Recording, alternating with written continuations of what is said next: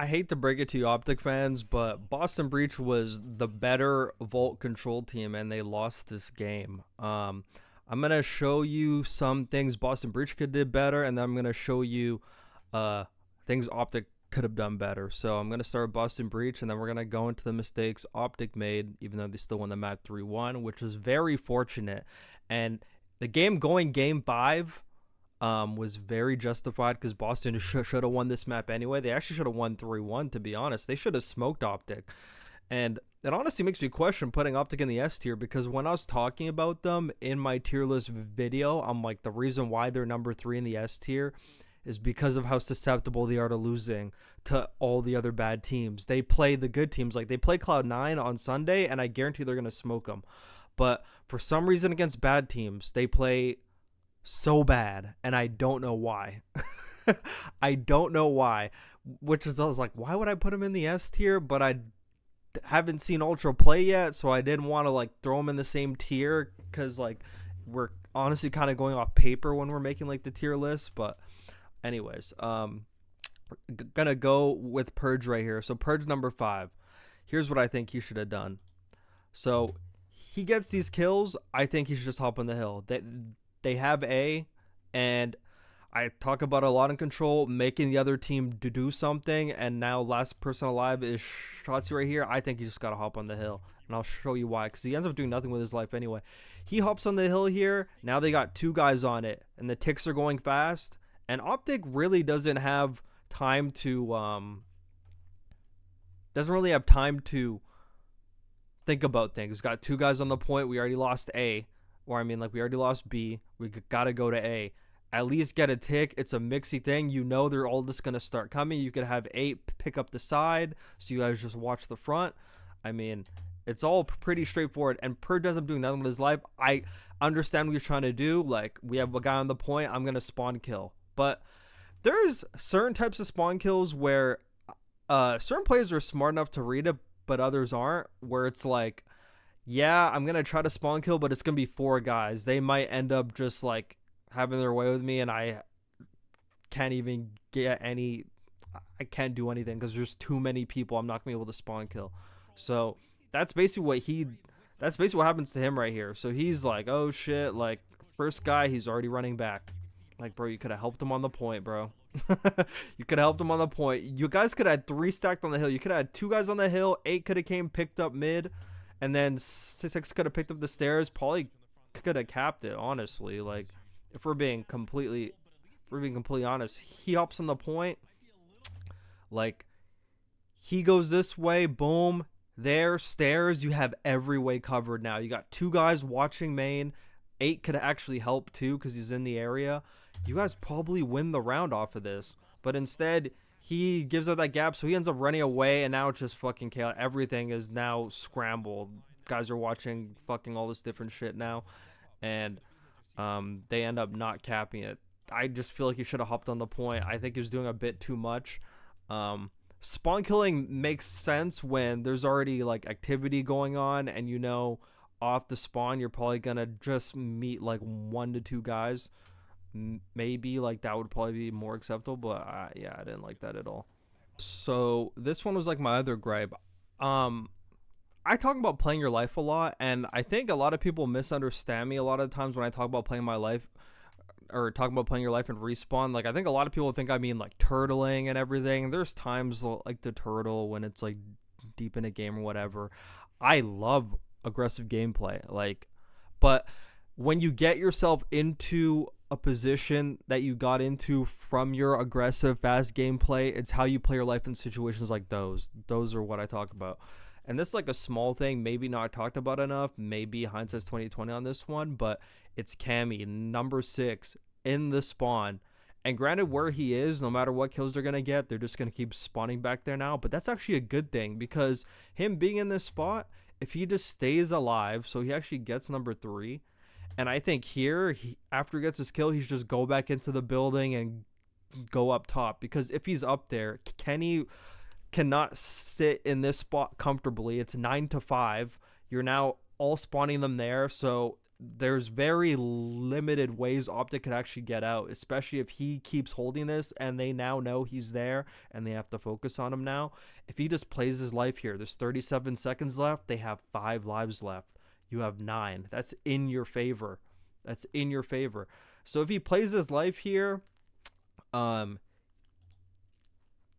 Kenny probably has to rethink a lot. I think fucking Purge sprinting up there is stupid. Purge made a lot of stupid mistakes on this map, not gonna lie. He has a lot of work to do. A lot of people are like, oh yeah, like he makes the team play better, like he's a facilitator, good comms, all this stuff. Bro, I watch him do dumb shit. And I broke some of it down in this map, but there's other maps. Maybe I should just do like a Purge highlight fucking video, maybe not. But yeah, I'm really not a fan of Purge at all. But number 6 gets this kill. Either keep holding the anger, just play your life. Like, do not, like, stay alive. You staying alive is so valuable here. And if Purge stays on the point, this is where I talk about communication, everything. Like, hey, I'm in their spawn, stay alive. They got 5 lives, make them push us. Because, look, he stays behind the truck. I mean, if he stays behind the truck, all of a sudden, people got to start running at him because he's on the truck now. But he gives OpTic an easy decision to make because he literally takes the fight to them. And then number 6 dies from Shotzzy up top. If he just stays alive here, it honestly doesn't matter if Purge dies because he's alive in their spawn. They have to keep looking for him. If he's in their spawn in the building, there's even an angle in the top window where you could see all of this without being seen from like that top building. So players can't go out there.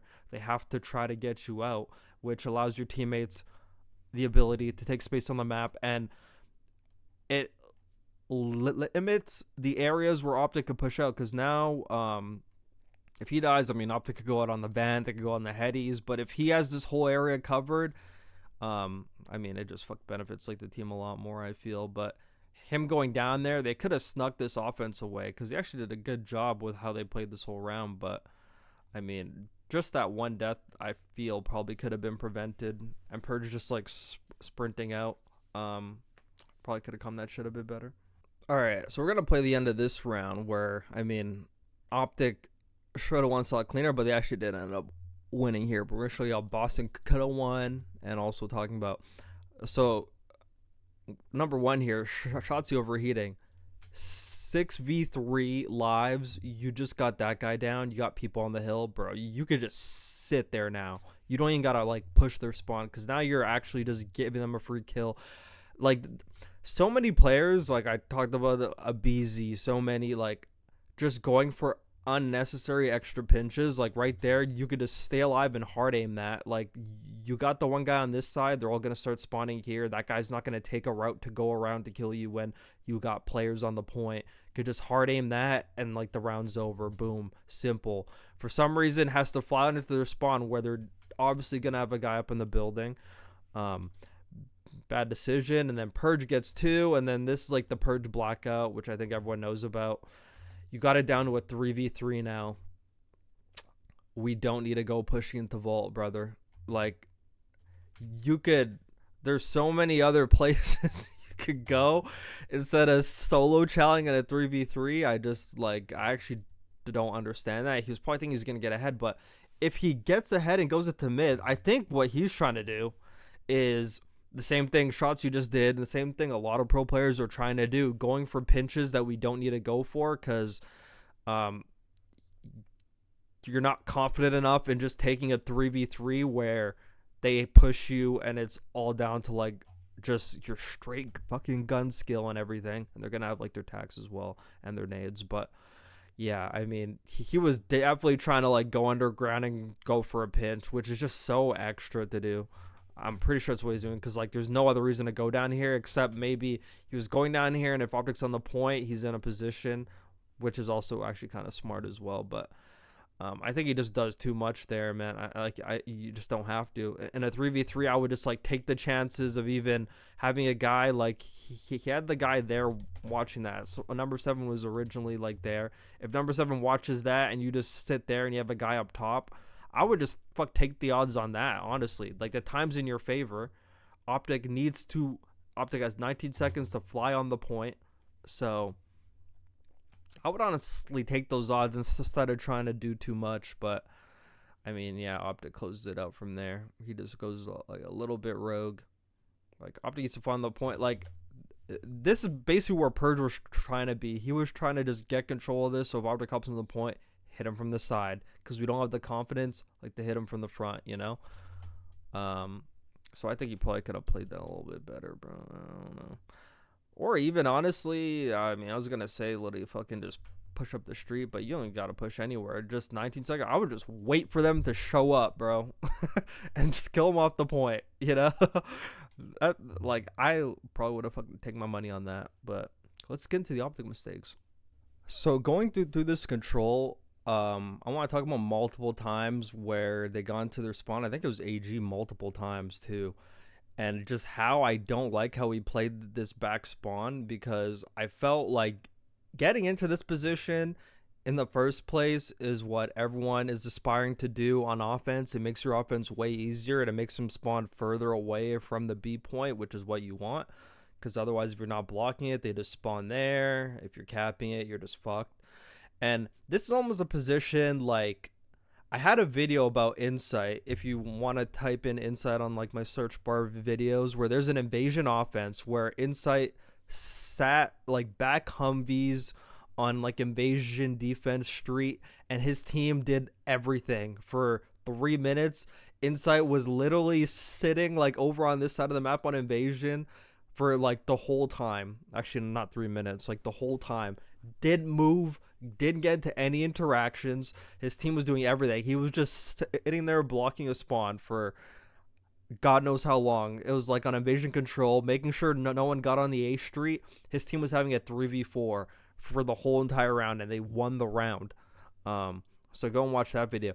This is almost the exact same kind of energy, except this is a more useful position than the invasion control spot, because you're still in the play, and people aren't just gonna let you be there. Like, people are going to come looking for you. They want to keep spawning close. The other team doesn't want to spawn here forever, especially after A got capped, or after it gets captured. They don't want to keep spawning there. So this is a position where you have to value your life more and just depend on your teammates. Honestly, depend on your teammates to cap the safe flag without you. I mean, you can try to like shoot people on the cross, but your main objective is staying alive and draining lives, because people are going to come looking for you.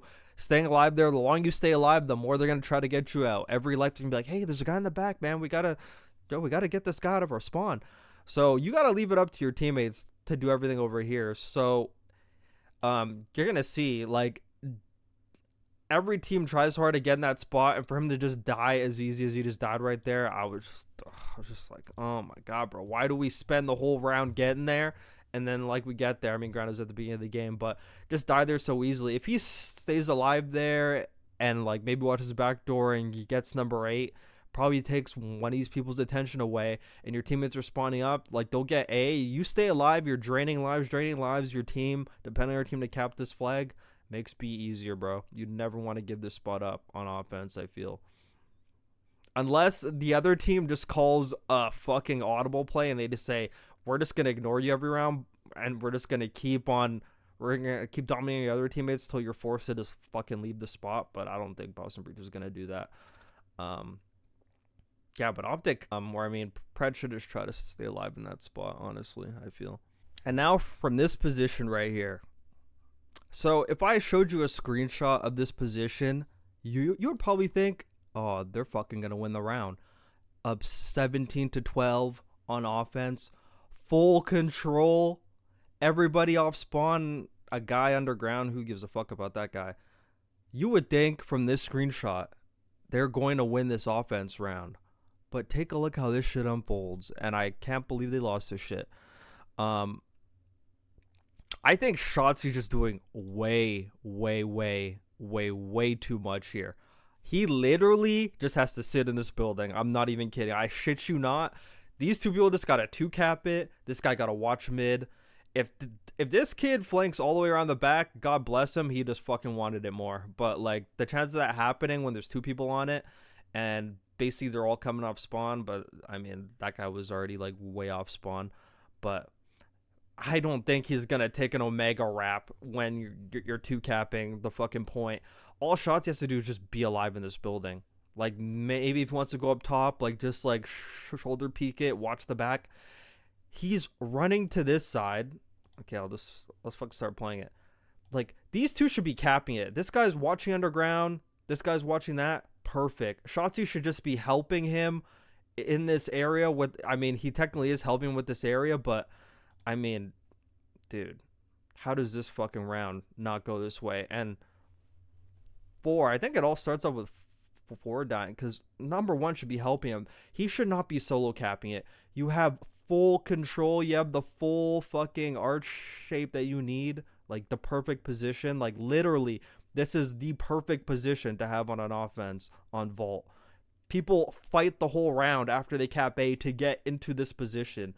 And they got into the position and they trolled it. I don't know why they're not just 2-capping it and Shotzi just watching it. Because if you're 2-capping it, they have to just, okay, fuck it, forget everything. We have to just run on the point. Like, bro, they have no time, bro. And if they run on the point, you take more lives away. Instead, we're running to them and we're just giving them freebies, basically.